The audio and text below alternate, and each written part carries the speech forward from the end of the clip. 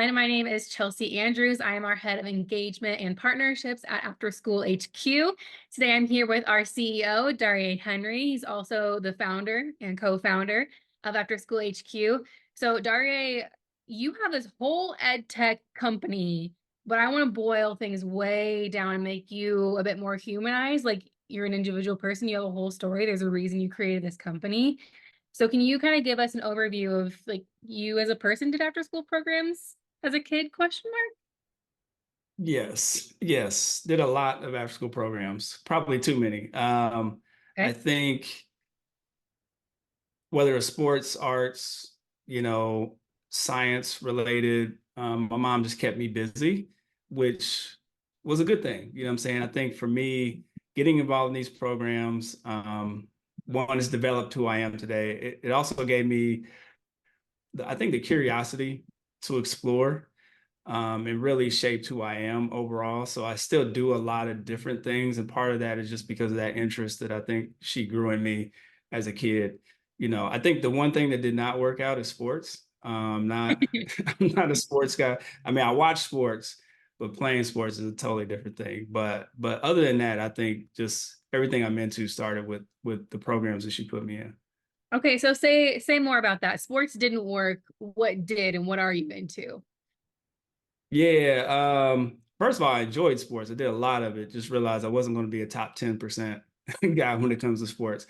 But the things that really stick out to me are like entrepreneurship. And of course, I wouldn't have labeled it that when I was a kid. I just did a third grade candy store and I got to really see how that works. So that was like a little summer program. I think it was just a week, but it's amazing how much that one week really impacted my future.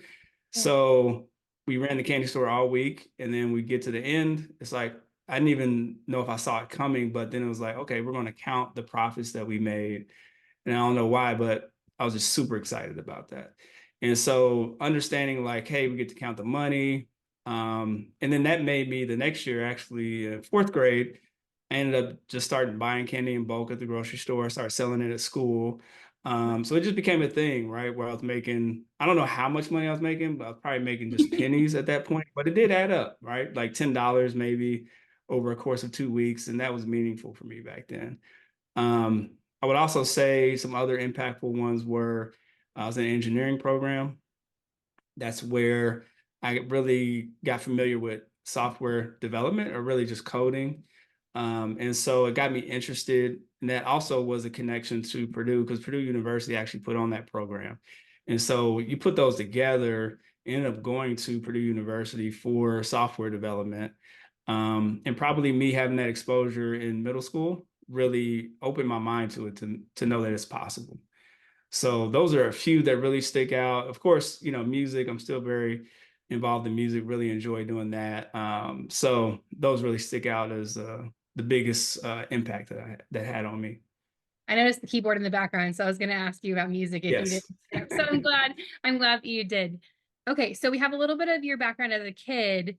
One day as an adult, you just decided that you wanted to create a platform to help youth providers. Like, can you kind of bring us along that journey a bit?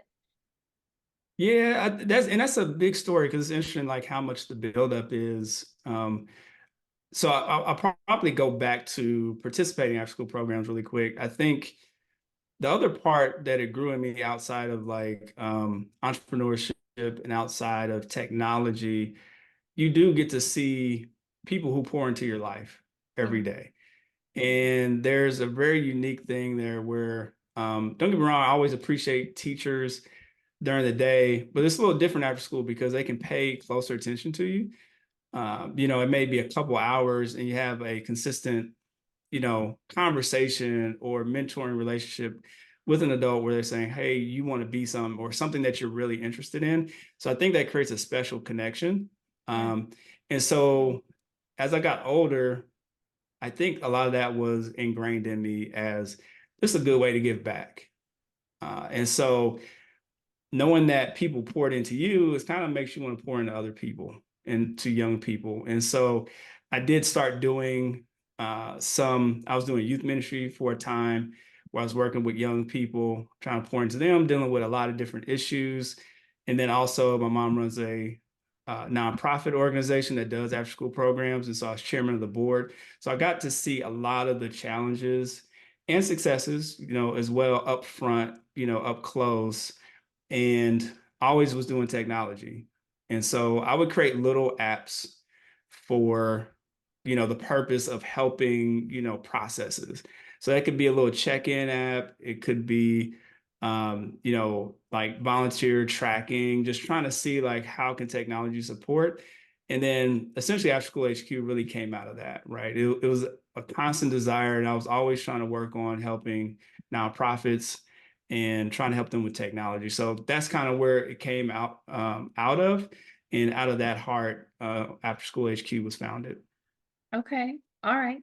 Then, so when you did decide that you were doing these different apps and you wanted to create a company, that's a big step. How did the people in your life Yes. react to that? Or did you have like a different day job? Like just what was that transition like? Yeah. Well, it's interesting. I think there's when you first announce it versus when it actually gets to be a bigger thing where it's really taken over most of your life. I think initial announcements more kind of muted because I've had enough ideas where people probably heard, several of the things. I think that's natural as an entrepreneur. And a lot of the, nonprofit founders are like that as well. They have a lot of things. They're very creative, and tend to think of a lot of solutions. And so this was After School HQ kind of started off as, oh, it's another potential idea. And so I think in that, I think everyone's encouraging and saying, yeah, do what you're passionate about. I think once it flipped to, hey, we're going to start doing this full time. I'm trying to get, employees and things of that nature. It's like, okay, wow, this is turning into a really big thing. And I think it's a natural mix, right, of everything that I kind of got to experience in after school programs where I get to do some entrepreneurship, I get to do the social impact, I get to use the technology portion, and I'll mix together. And I think in that regard, seeing it actually happen for most people is a very exciting process. And so I've definitely appreciated a lot of support from friends and family. Okay. So on the more operational side, was this something where like in your bones, you as a person, exciting is like the leading word? Were you ever like nervous? I'm imagining there being a lot of other entrepreneurs who are starting their youth programs watching this and having that moment of like, I'm about to do this. And you can relate with that.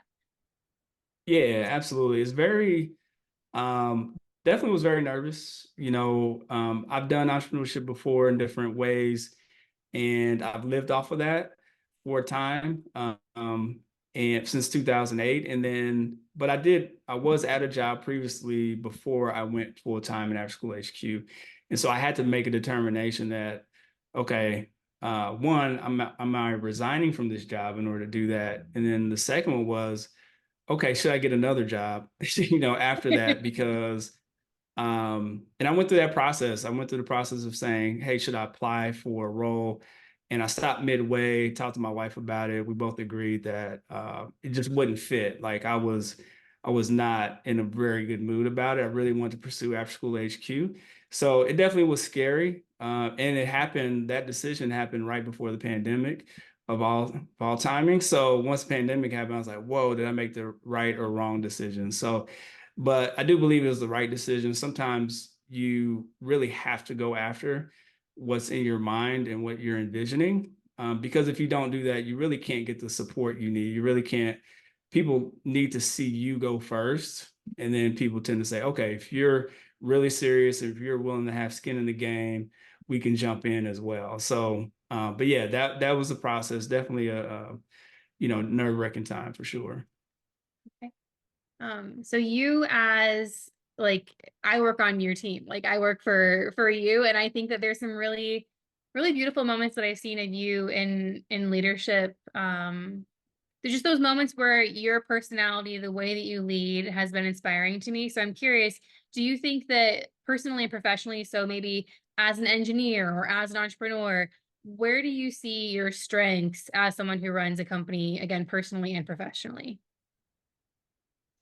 Yeah, it's a really good question. I think try to be relatable, and I don't mean try to be, but I feel like that's kind of my essence in a way, is that I never really saw myself above other people. And I think that's important. I think it's important just in general. It doesn't matter what you're doing. It's how you perceive yourself and how you perceive the people you work with. Like, is this a joint partnership essentially that we're working on, or am I somehow like, lording myself over people? So I feel like that's probably been a core strength that I've noticed over the years.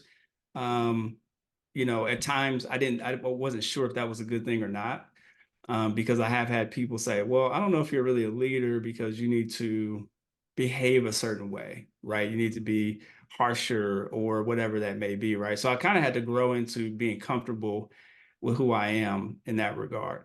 But I do think it's created a lot of friends along the way, and a lot of people that I feel like we get to enjoy working together, which I think is important. The other thing I'd say is, uh, and this is something that people have told me, is really relentless about my pursuit of whatever it is I'm trying to do. So in After School HQ, I'm really relentless. Not really going to stop, right? Because there's so many obstacles along the way that you really have to be determined, and more determined than the things that are trying to knock you off, right? Especially early on, because that's when it's the hardest, for sure. And so that's probably another angle that I think has helped me get this far. That's probably something that I can't say probably. I know that's something that I got from my mom, because she is very, very relentless, very persistent. Yeah, I've had the honor to meet her, and I agree with you there. Okay, so then for other entrepreneurs, I mean, you're kind of webbing advice as you tell your own story, but is there maybe a leading piece of advice that you might be able to offer, or something that really resonated with you that you could offer to other entrepreneurs that are getting started?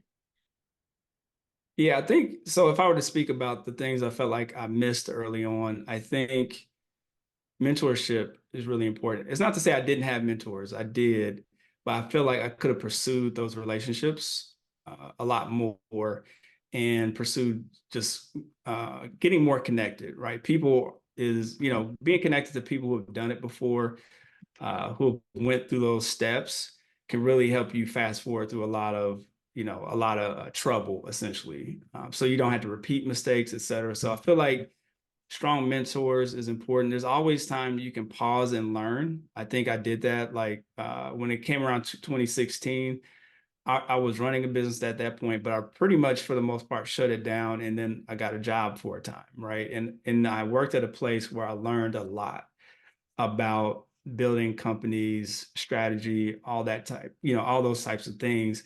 And so I feel like that, I wouldn't have chosen that, before, but after I came out on the other side, I realized how important those, sometimes taking time to pause and just learn more can be really important for the trajectory of your career or entrepreneurial journey, et cetera. Yeah. Okay. What do you think have Yeah. been some of the like more fulfilling takeaways? Has it been hiring someone? Has it been your own growth? Like, where, tell us about some bright points along the way.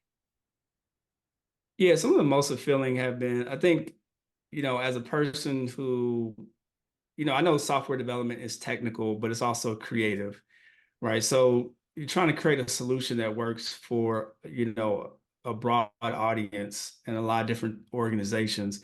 I think starting to see that out, being used on a large scale was very meaningful. Like me realizing, and I can't remember when exactly it was, but I do remember thinking and just reflecting. I was like, wow, okay, I have a school system that's using this to register, young people, and they're running all their after school programs on After School HQ. That's something that I created. So I felt like that was very meaningful to me in a kind of an emotional way too, right? Because a lot of things you do may not really ever get validation, outside validation, if that makes sense. And so when you get a chance to get that, that's very meaningful, which is another reason you should persist, because sometimes we stop too soon and we don't get that encouragement, like the feedback loop where it says, no, you're doing good, keep going. Yeah. So that was definitely one of the most rewarding. I think looking at all of the kids that participate in these after school programs that we're making that kind of impact has been awesome. Okay. We also do have, I wanted to mention an article from After School Student to After School HQ CEO. So we'll make sure to link that wherever this content is shared as well. So then as you shifted from these kind of different arenas, it sounds like you've done work with nonprofits, you've been an employee elsewhere. So as you've settled into After School HQ, which is a few years old now, do you feel like this is very different than other spaces, or have you kind of pulled elements of the different spaces that you've been to? Like how does it feel now being where you are? Yeah, I say it feels good. It seems like I feel settled in a little bit more. There always was a should I, am I doing the work directly, which is working with young people, which I do enjoy that. I always love, especially that high school age, college age student. Then there's the do I work in a nonprofit? Do I build something like that, or work in an existing one?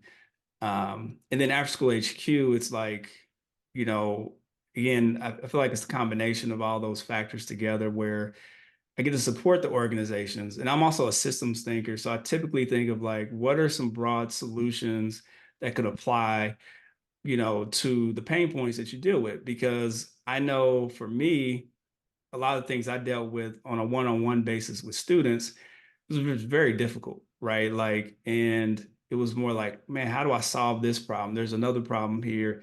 So eventually it just gets to a point where you're stretched thin. And it's so for me, I started thinking about, okay, how do I solve this on a broader level? To help other people who I can't even say maybe, who I know are dealing with this same issue. So it feels good in that regard. It feels like I found a match, and in regards to like dreams, visions, skill set, a lot of overlap in that regard. So it feels very fulfilling to be in the seat at this point. Okay. When you spoke about people being stretched thin, it made me think about how I've heard you in other spaces speak about burnout and how that's something that is very present within the sphere of about a school time, after school time. So can you speak a little bit to just your own experience with burnout and like if that played a role at all into why you wanted to build After School HQ? Yeah, absolutely. That played a very large role, I'd say, in starting after school HQ, how I got to this point. Around 2012. So trying to do, again, working with young people.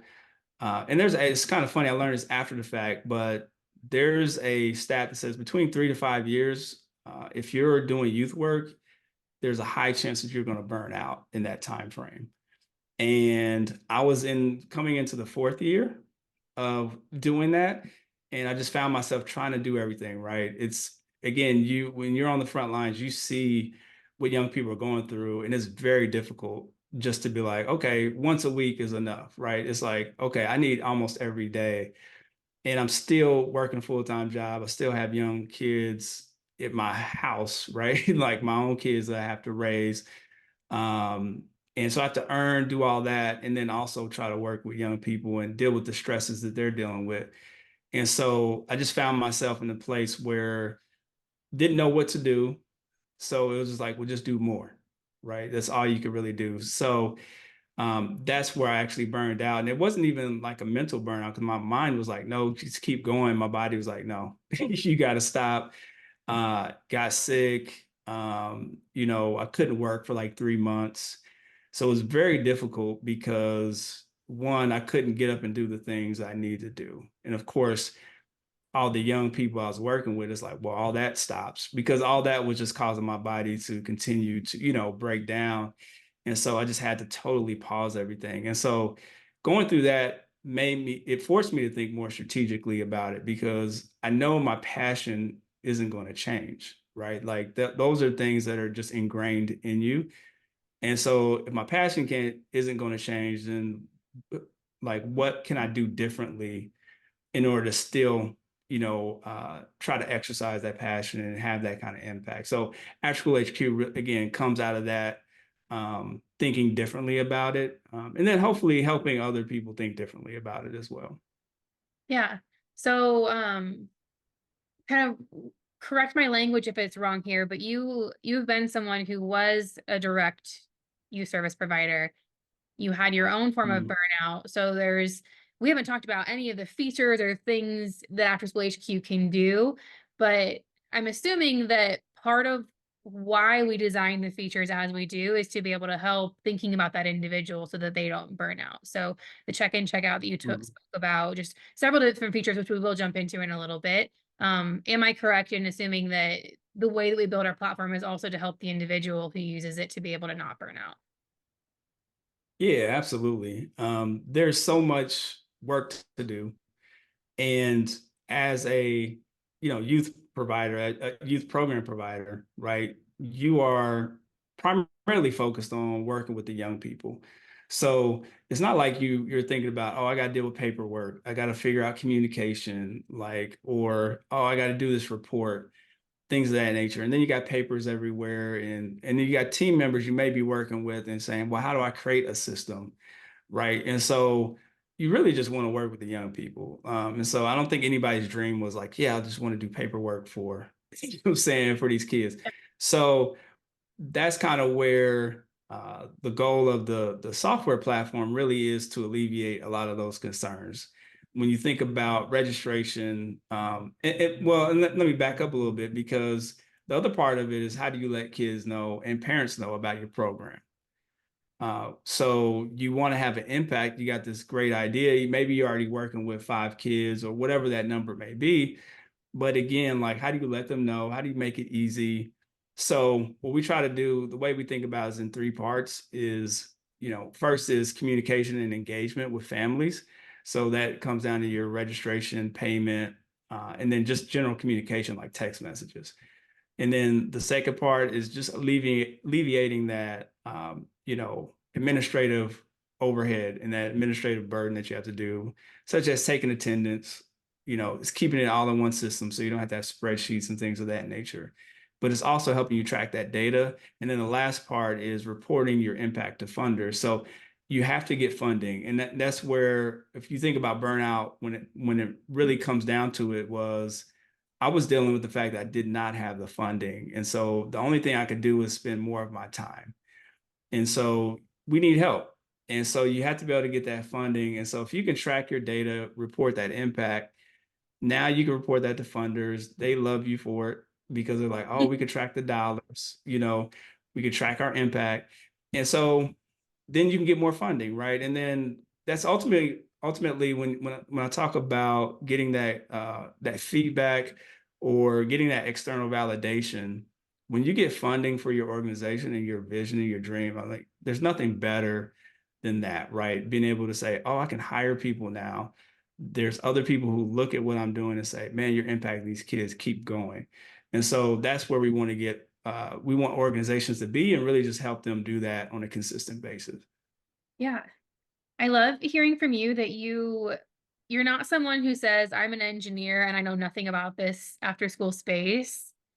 Let me build something for it. Like it sounds like you've really been immersed on your own. You grew up in this, you took this thing that you were passionate about and you created a mechanism to be able to help other people like accomplish their passions and then keep their passions going through like what you were speaking about with data and reporting and receiving funding. So I don't know, I wanted to put a little exclamation point there that that's inspiring to me to hear.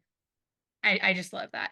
So you had spoken a moment ago and you said whether you have 5 students or um and then you moved your train of thought, but that makes me think it's after school HQ for people who have 5, 10 students. You also mentioned earlier that there was a school system. So who are the type of providers and clients that you work with and what is the scope of their programs?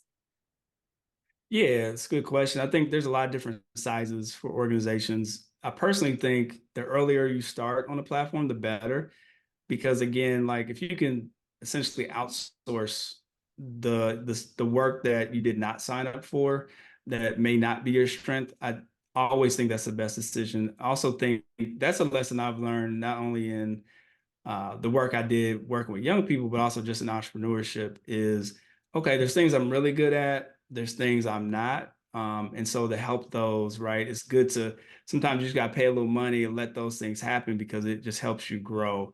So there's different size organizations, large and small, but the challenges are very similar.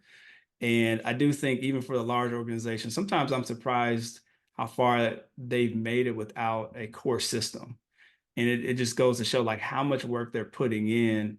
And for a lot of organizations we talk to, it's a big relief. Like they're really at the place where they can't grow anymore, and sometimes they don't want to grow anymore, right? Like it comes to like we're at our limit as far as how many kids we can handle because of all the administrative work that's necessary. And so you can alleviate some of that, then that gives them more room to grow as well. So we've seen them as small as, again, just one person doing one class to large complex organizations as well.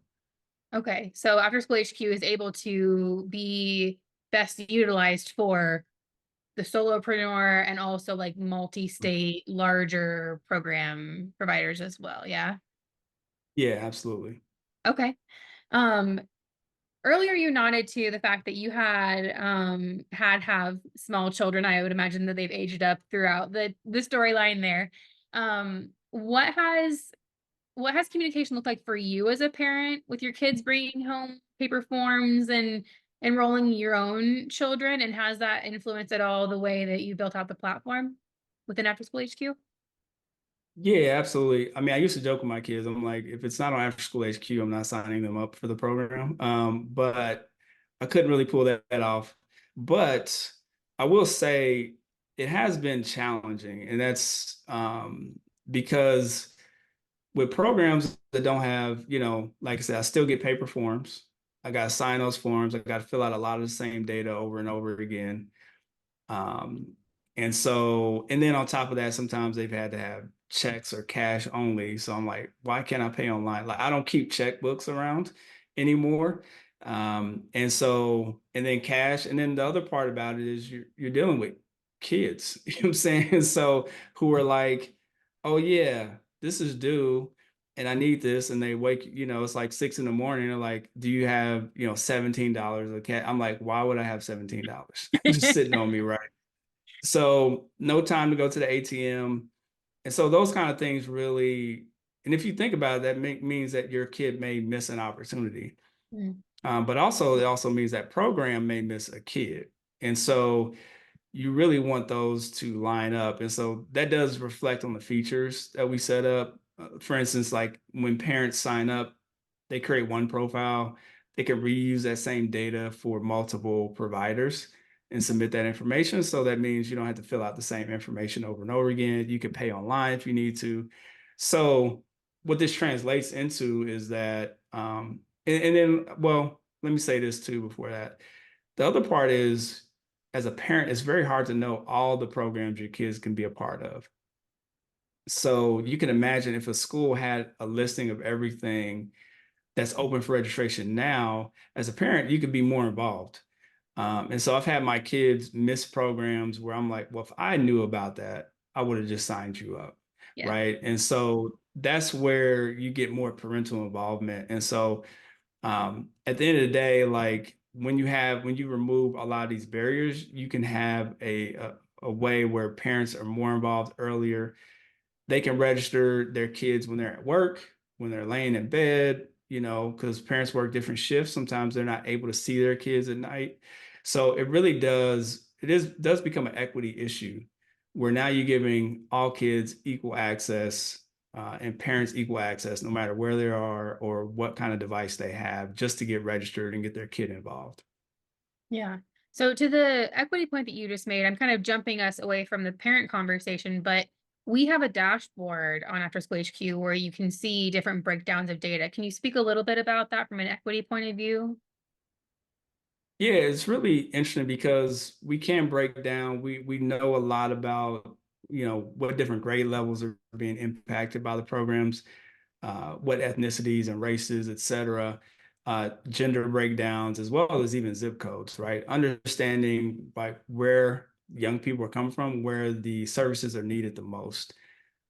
Because of this kind of data, we actually were able to help McCoy which is Marion County Commission on Youth here in Indianapolis, to reach their target audience. Part of the grant and what they're working on is called Indie Summer Youth Programs. And so initially, the first year they actually attracted students from outside the areas that they were hoping to attract. And so it was pretty much on the outer parts of Indianapolis where they were trying to attract more of the urban inner city young people.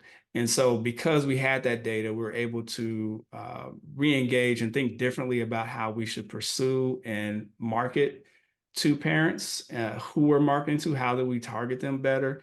And so the next year it totally flipped, right? We were able to get the exact zip codes that we wanted to get. And that's what they wanted, right? And so things like that are important. When you track data, you can start to understand questions like, oh, are we getting, enough female students in our engineering, clubs or whatever? What do we need to do better in that regard? So we do feel like data is important. And so that's why we build a platform that helps you track that as well.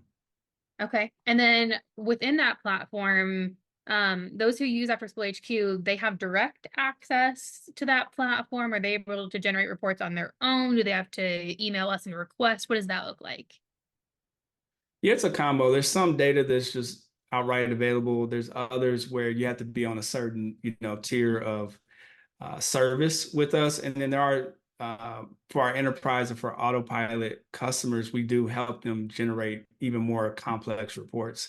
And so at the end of, when it comes to their grant reporting period, our team will actually assist, grab that data, help them pull the meaning out of the data, and then put that on their grant reports as well. Okay. So as you just spoke to sort of tiers or packages, if you will, because we don't have all of the prices listed online for everyone to go and see, can you speak just a little bit into how do we decide what package someone might fit, or like users that are using AfterSchool HQ? Can you kind of weigh into a little bit how pricing works for us and how we work with clients that way? Yeah, typically if you're like a solopreneur, like, solo founder, you're doing maybe one or two clubs or something like that. That's where you'd fit into our light package, most likely. And so and again, that's like one login, you're primarily just managing a few clubs. And then larger organizations, you may fit into the pro and or enterprise. And so when you think about pro, you probably have some staff members on your team. You may be working across a few locations already as well.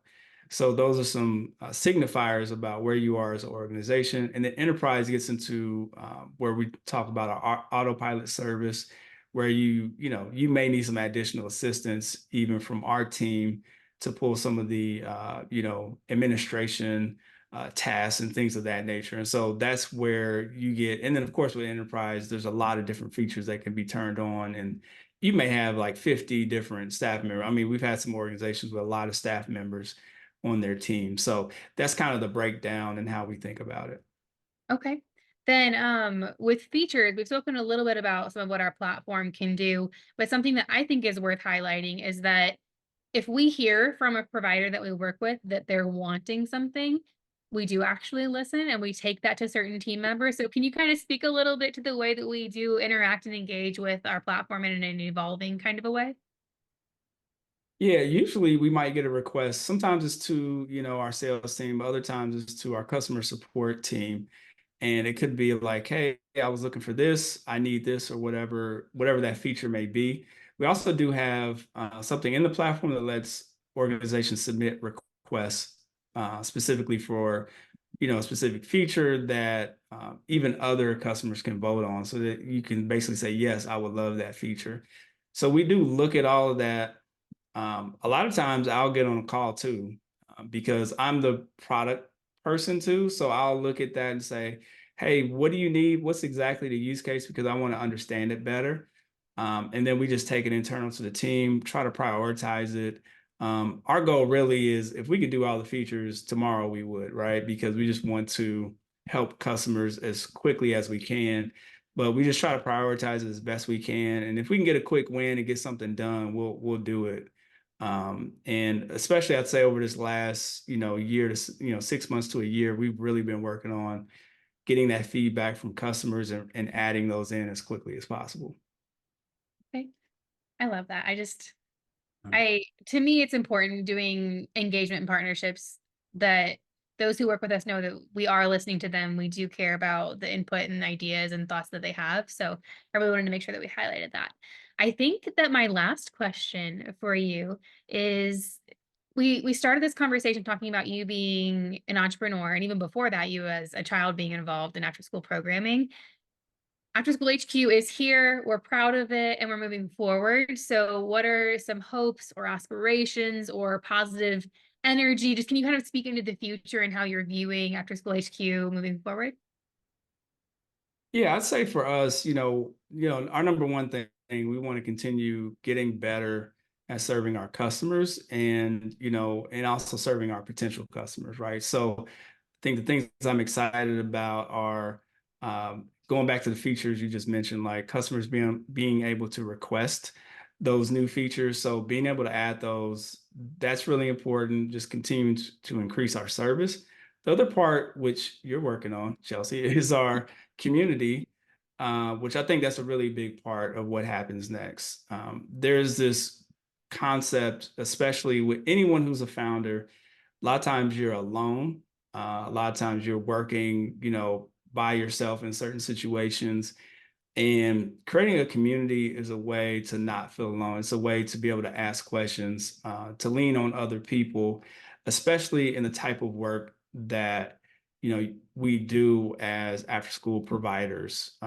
And so I think that's really needed. I feel like it becomes a mental health space in a way where you get that support you need, you get connections, and you also get to learn and grow and learn from others, which goes back to the mentoring aspect I was mentioning. So I do feel like that community is a really big aspect of where After School HQ is going. And then the last part is, how do we give back as an organization? And so as we're looking at different ways to think about impact, and I think the way we give back is through impact reports and understanding how organizations are supporting our young people, especially in different locales for sure, but also across the U.S. We want to continue to be an advocate for these organizations. So the way I feel like we can do that is by showing their impact and really giving that to report to the people who need to see it. So it could be foundations, it could be sometimes politicians who may support different bills or funding for these organizations. So I think all of that is very important in order to continue to grow this space because we know kids need it. It's definitely not a doubt. We know that it makes an impact. So again, looking at me as an example, going back to the story, where I'm from, household, kind of the things I grew up in, I really, the chances of me getting to this point, right, are at least from perception wise, would seem very low. You know what I'm saying? So being a tech entrepreneur, doing the things that are being done would be pretty low. And so, but when you look at the programs I was in, then you can actually start weaving a story together and see, okay, how did he get to this point? And so again, so going back to the advocacy part and everything that we're about, that's a story we really want to see replicated with kids. And we already know it's happening, but we just want to continue to support that. And so I think that really encapsulates what our vision is moving forward. Okay. Well, I'm excited, particularly about the community point because that's where you and I get to collaborate together. So, for those who are watching, we do a Facebook group. We'll have that link shared all over. It's also on our website. And we're bringing on guests to do webinars at least once a month moving forward. So, 2024 will be very content heavy. We have resources that we're giving out. We help people find grants. So, we're here. We want to help. And After School HQ is going to be around for a long time to come. Thank you for your time today, Darye, and I look forward to working with you more literally after this call. Yep. All right. Thanks, Chelsea. I appreciate it.